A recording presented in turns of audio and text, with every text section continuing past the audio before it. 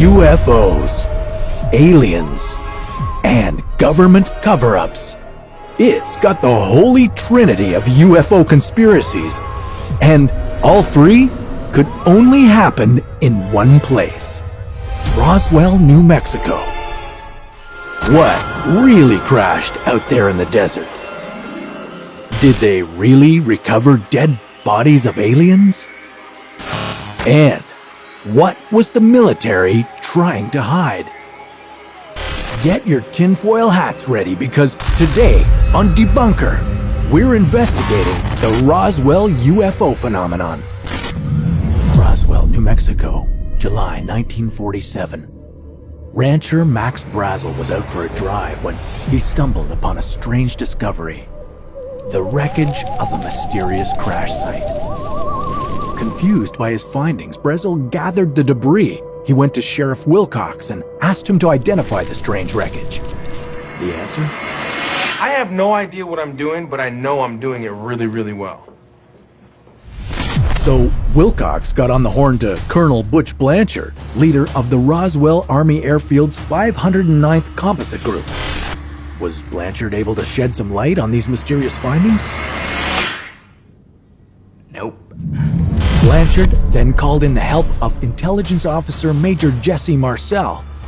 For Marcel, there was only one explanation: a flying saucer. Not long after, the front page of the Roswell Daily Record read, "RAAF captures flying saucer on ranch in Roswell region." Now, imagine you're General Roger W. Ramey of the U.S. Air Force, and you get this phone call.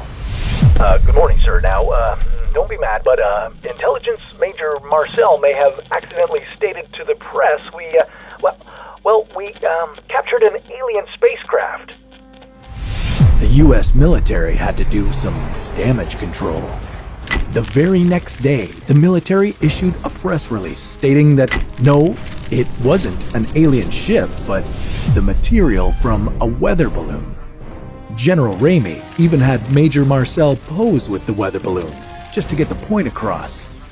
This may have calmed down some readers, but to skeptics, it reeked of a cover-up. So, if there was a cover-up, what the heck were they hiding? Well, here's the thing. Those who believe that there was a cover-up were actually right. It just wasn't covering up aliens. Convinced that the Russians were plotting to develop and deploy a nuclear weapon, the US government secretly kicked off something called Project Mogul. This project was a series of silvery weather balloons that carried skyward sensors. They were used to listen for suspicious sounds that might indicate nuclear activity. This wasn't info that the US government wanted to be out in the open, considering its fear of Russian spies. As history shows, that approach totally backfired. When Mac Brazel found the wreckage of one of Project Mogul's balloons, it made UFO history. And even when the military tried to cover it up, that made it look even more suspicious. A couple of years later, reports started to circulate about alien bodies that had been recovered from the crash site. Did the military recover the remains of alien pilots? Well, we don't know if anyone did in fact see the bodies of dead aliens after the initial incident at Roswell, but if they did, we may have an explanation. Have you ever heard about the US Air Force's dummy drops? Started in 1954, this process involved dropping gray, human-shaped dummies from high-altitude weather balloons.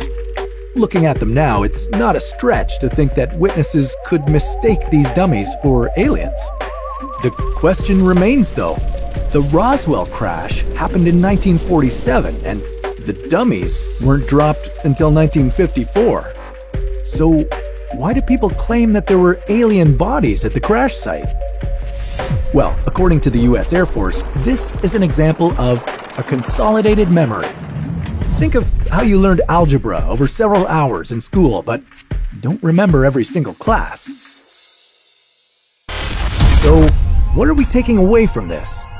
Well, it's safe to say that this wasn't the best PR move. After all, they denied an alien cover-up by admitting to an earthly cover-up.